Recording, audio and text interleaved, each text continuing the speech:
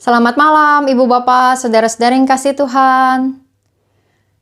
Ada 3 buah gambaran yang disampaikan oleh Rasul Paulus kepada Timotius di dalam surat 2 Timotius pasal 2. Konteks kisah adalah pada saat penulisan 2 Timotius, Paulus sedang berada di penjara dan kekristenan mengalami penganiayaan dan penderitaan khususnya dengan pemerintahan Kekaisaran Nero pada saat itu.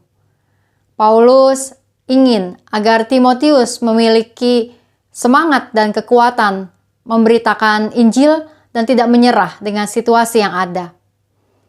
Maka nasihat Paulus salah satunya adalah dengan memberikan 3 buah gambaran kehidupan sebagai umat beriman. Yaitu untuk yang pertama menjadi seperti seorang prajurit yang berjuang.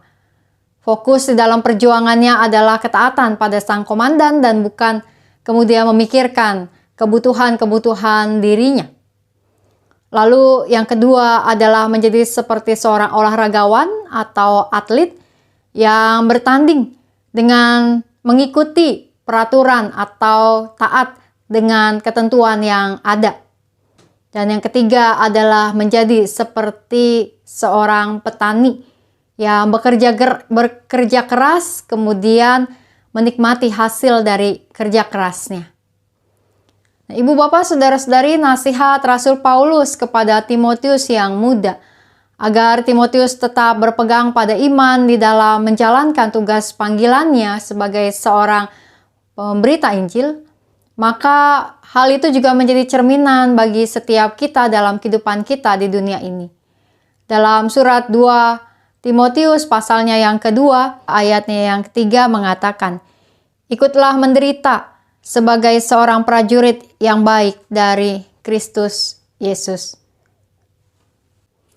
Panggilan itu diberikan bagi Timotius, tapi juga bagi kita orang-orang percaya dalam kehidupan di masa kini. Ada banyak hal yang menjadi perjuangan hidup kita. Ada kesulitan, ada pergumulan yang ada di dalam keseharian yang kita jalani. Dan biarlah kiranya seperti apa yang Paulus nasihatkan kepada Timotius, kita juga dapat menjadi seperti seorang prajurit yang menjalankan perjuangan dengan taat kepada sang komandan kita, yaitu Tuhan kita, Yesus Kristus. Lalu menjadi seperti seorang olahragawan yang bertanding dalam kehidupan kita dengan mengikuti peraturan-peraturan yang ada, taat dengan apa yang menjadi ketentuan.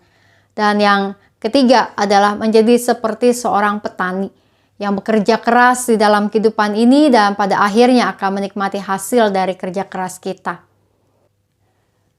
Mengikuti apa kata sang pemimpin, yaitu Tuhan, taat kepada apa yang ada, lalu bekerja keras dalam kehidupan kita. Maka biarlah di dalam setiap perjuangan hidup kita, dalam pergumulan kita di dunia ini, dalam kehidupan bersama keluarga, dalam pekerjaan, di tengah masyarakat, kita dapat terus memiliki semangat untuk menjadi pejuang-pejuang yang Tuhan jaga dan kuatkan. Mari kita menaikkan doa-doa syafaat kita berdoa. Tuhan yang Maha Kasih, kami datang ke hadapan hadirat-Mu Tuhan menjadi seperti seorang prajurit, seperti seorang olahragawan, seperti petani yang terus mau menjalankan kehidupan kami bersama dengan Engkau. Ada banyak hal yang menjadi perjuangan hidup kami Tuhan di dalam keseharian kami, maka biarlah Engkau yang terus beserta kami. Kami berdoa bagi keluarga-keluarga yang berjuang dan bergumul dengan rencana-rencana kehidupan mereka, ketika di dalam proses pendidikan anak-anak, pencarian pasangan hidup, perencanaan pernikahan, menyambut kehadiran anak-anak yang dilahirkan, memasuki usia lanjut. Biarlah Tuhan di dalam kehidupan bersama keluarga, kami terus menyadari bahwa Engkau yang menopang kami. Kami berdoa juga ya Tuhan bagi keluarga-keluarga yang bergumul dengan kondisi ekonomi. Biarlah di dalam pekerjaan yang dijalani maupun usaha yang mereka tekuni atau keluarga mereka tekuni, ada hasil yang baik. Kami berdoa juga ya Tuhan sebagai bagian dari masyarakat di dalam situasi pandemi yang ada. Biarlah kami dapat terus juga mengantisipasi situasi dan keadaan menjadi lebih baik, lebih aman, lebih kondusif terus-menerus.